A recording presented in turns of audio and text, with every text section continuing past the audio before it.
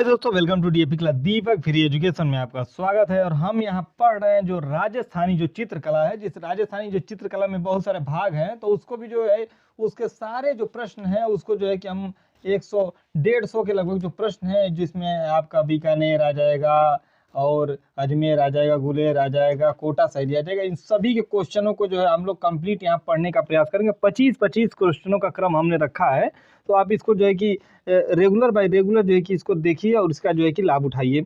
तो हम स्टार्ट करते हैं दोस्तों।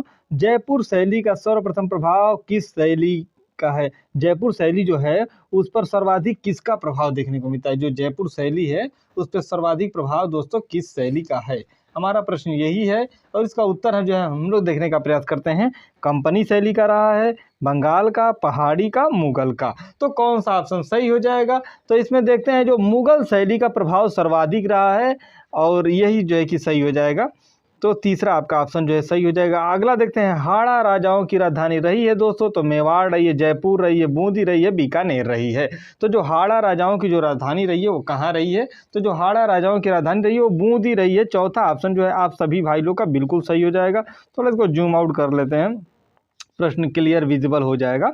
अगला देखते हैं, ढोला मारू जो विषयक रहा है, चित्र किससे संबंधित रहा है? आप लोग कमेंट बॉक्स में इसका भी जवाब दीजिए कि ढोला मारू किससे संबंधित रहा है, यानी कौन सी शैली से? जयपुर शैली से, किशनगढ़ शैली से, मालवा शैली से और मेवाड़ शैली से। तो दोस्तों हम लोग देखते हैं कि जो ढोला मारू जो संबंधित रहा है वो मेवाड़ शैली से रहा है। तीसरा ऑप्शन गो ऑप्शन आप सभी लोग का बिल्कुल सही हो जाएगा।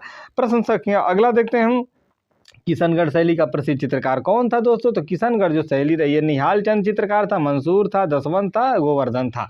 तो चौथा का कौन सा ऑप्शन सही हो जाएगा? तो चौथा का क वाला ऑप्शन, यानी निहाल चंद जो था किशनगढ़ का जो है कि महत्वपूर्ण जो है चित्रकार रहा है।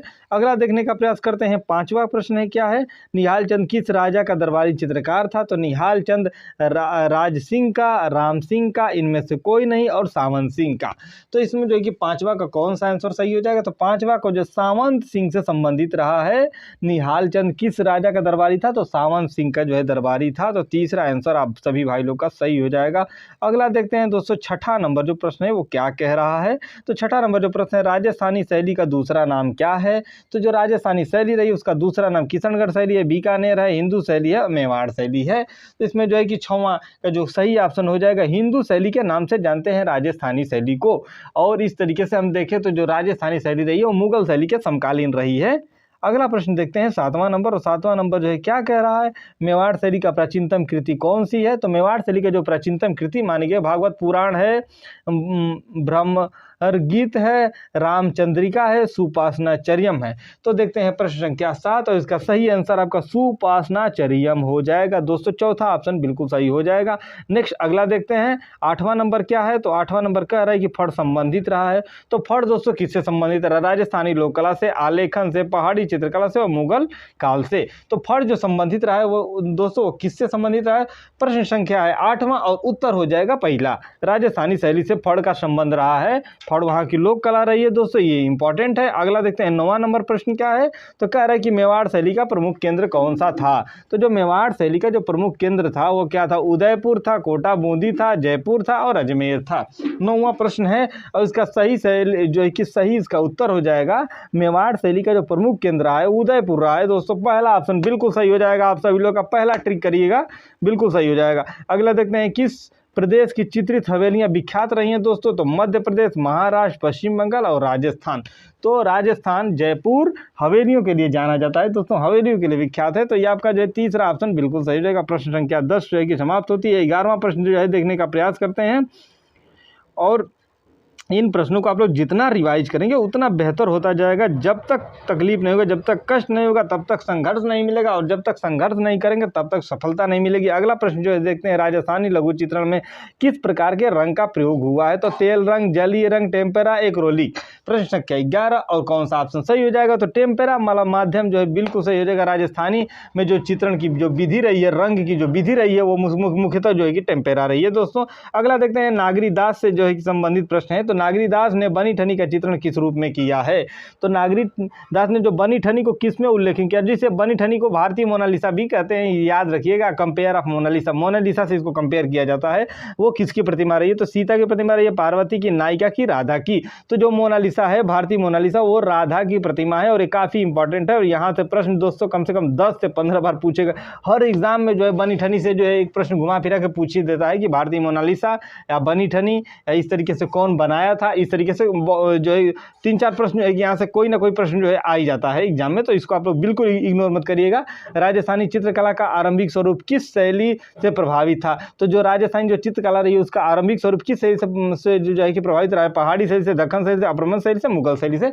तो इसको जो है कि हम लोग देखने का प्रयास करते हैं, तो ये हो जाएगा अप्रभंश शैली। चौथा अप्रभंश शैली बिल्कुल सही हो जाएगा। जो राजस्थानी जो चित्रकला प्रारंभ होती है वो अप्रभंश शैली से प्रारंभ होती है। अगला देखते हैं 14 नंबर। 14 नंबर प्रश्न क्या कहता है? राजपूत पेंटिंग नामक पुस्तक के लेखक रहे हैं तो MS रंधावा जी, आनंद कुमार स्वामी, स्टेला क्रेमिनिस और पर्सी ब्राउन। तो इसका जो है कौन सा आंसर सही हो जाएगा? तो जो आनंद कुमार स्वामी वाला ऑप्शन है वो बिल्कुल सही हो जाएगा। वो जो राजपूत पेंटिंग थी वो आनंद कुमार स्वामी जी की ही थी, तो बी ऑप्शन जो है बिल्कुल सही हो जाएगा।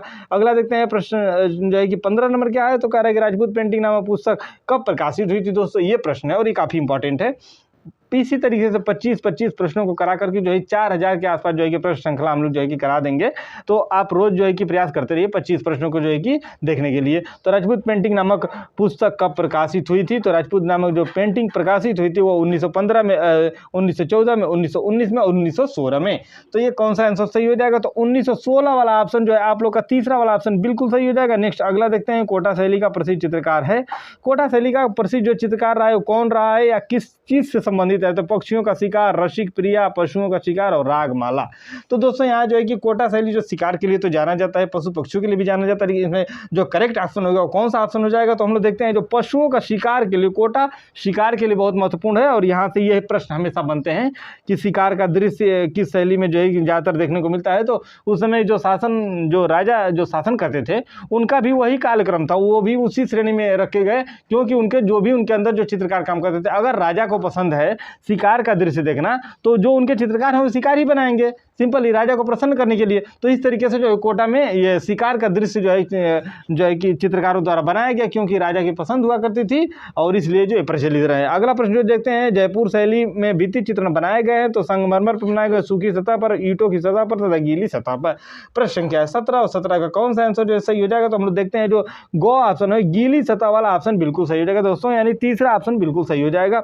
अगला जो है हम लोग देखने का प्रयास करते हैं 18वां नंबर। 18 क्या कह रहा है? जयपुर फ्रेंस्को चित्रण निम्नलिखित में से वर्तमान में किस केंद्र पर सिखाया गया है? तो वनस्थली में, मद्रास में, वाराणसी और मुंबई में। तो 18 नंबर का जो है कौन सा सही ऑप्शन हो जाएगा? आप लोग भी इस प्रश्न को जो है वीडियो को पॉज करके इस प्रश्नों के जवाब दे सकते हैं। वनस्थली हो जाएगा दोस्तों, ए ऑप्शन जो है आप लोग का बिल्कुल सही हो जाएगा। नेक्स्ट अगला प्रश्न जो है देखते हैं 19वां नंबर। 19वां नंबर क्या कह रहा है? यूरोपीय फ्रेंस्को चित्रों की तकनीक का प्रभाव भारत में किस शैली पर पड़ा है? यूरोपीय जो फ्रेंस्को जो चित्रण तकनीक का प्रभाव रहा है वो भारत की किस शैली पर पड़ा है? तो बंगाली शैली है, जयपुर फ्रेंस्को शैली है, पाल शैली और मुगल शैली है। प्रश्न संख्या है 19 और कौन सा आंसर सही हो जाएगा? तो 19 का आपका जो है ख ऑप्शन जयपुर फ्रेंस्को शैली, जयपुर फ्रेंस्को शैली बिल्कुल सही हो जाएगा दोस्तों। ये दूसरा ऑप्शन जो है आप लोग ट्रिक करिएगा। अगला देखते हैं प्रश्न संख्या 20 नंबर। और 20 नंबर क्या कह रहा है? ये देखने लायक प्रश्न है, काफी इंपॉर्टेंट प्रश्न है ये।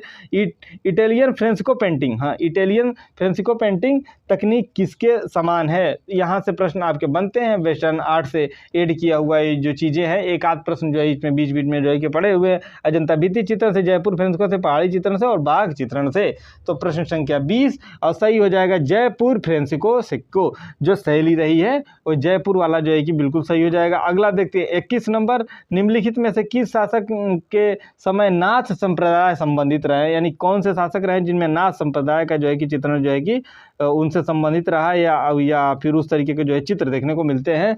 तो ये नाथ संप्रदाय वाली बात जो है किशनगढ़ के नागरी दास, जयपुर के सवाई जय सिंह, जोधपुर के राजा मान सिंह और बूंदी के राव बुद्ध सिंह जी। तो इसमें जो है देखते हैं कौन सा ऑप्शन सही हो जाएगा। तो जो जोधपुर के राजा मान सिंह थे वो बिल्कुल सही ऑप्शन हो जाएगा, तीसरा ऑप्शन बिल्कुल सही है दोस्तों।